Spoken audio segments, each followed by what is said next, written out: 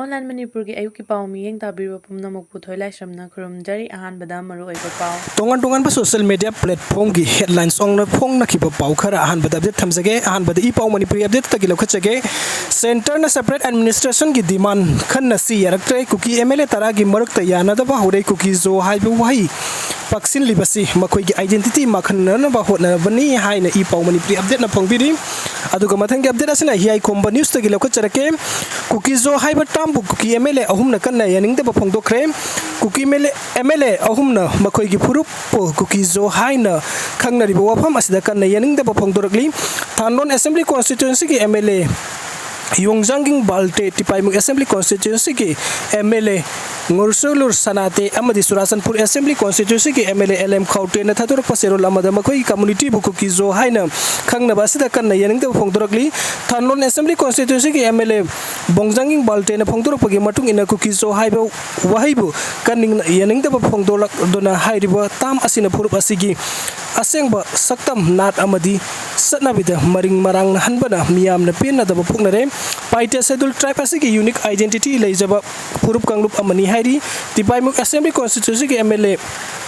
Sangrur Sanate na Pongdorok pagi matung ina kuki zo haiba tam asisin na bagi mahuta mayek seng na kuki zo mi mar haiba tam asisin na bamtogi mar haiba wahi si yaw da tam amada tam hangna yaba ngamloi hairi amadi Surasanpur Assembly Constituency की MLA LM Khaute na Pongdorok pagi matung ina makhoi ki community pu masak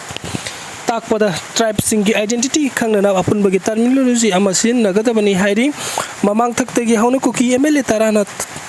Thadurak paserol kuding makta kuki zomi mar haiba tam sina duna lagli maram aduna zomi haiba tam asi yaudaba identity tam amata yaba ngamloi hairi खतारा को update असिदी editorial कलम दगी लखोचरके cookie जो सिंगी निंगाइदा अखोइना कयाम Koyna खांखिनी मियोइबगी खांगबा ngambagi pankhai amadi lei pankhai adugi wang malan khrabadi miyoibana sa olakpada kanana su thingba ngamloi miyoiba haibasi khwaidagi wakhal leitaba pukning wakhal sijinaba haiba thawai singi manungda luchingba amani haina singtharam labasu sa olakpa mikupta mama mapa machin manaw amadi khunaibu masak khanglakte haibasi puwarina adumak takcharabani Numit taba laiti haina malemgi laibak yana kok nonduna ikai khumnaba utpada natana masa masagi lam phawa pithoktuna loilam laiba oikibagi wari ekhoi khudimangna tanaraba unaraba ngaktani numit taba laiti haina ribalairi laisuda sami lamida khusu khulaida lamba laikhidraba british ka lamba tawbada karisu oikidaba ekhoigi ipa ipu singna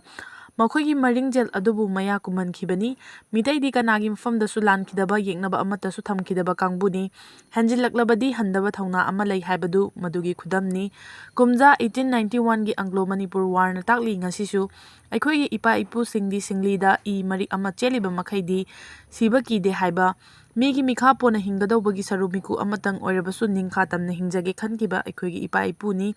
British ki makok manga kanglaipa ki mayolda kenkiba adumangna ipa ipu singi thaunabu ngasi su malemgi miyamna khangnaribani Loinana India gi ning tambadagi nomang khatna kumja 1947 gi August 13 da ningkha tamba pikiba adu ngasigi mirolna kawkhrabagum taure pumnama adu mitai khaki wafam nate maitra bakta hingminakhiba chingburoi tamburoi pumnamaki amata oiba lichingna purakhibani haibasu ngasigi mirolna kawraklabadi ipa ipu singda langjaba thokani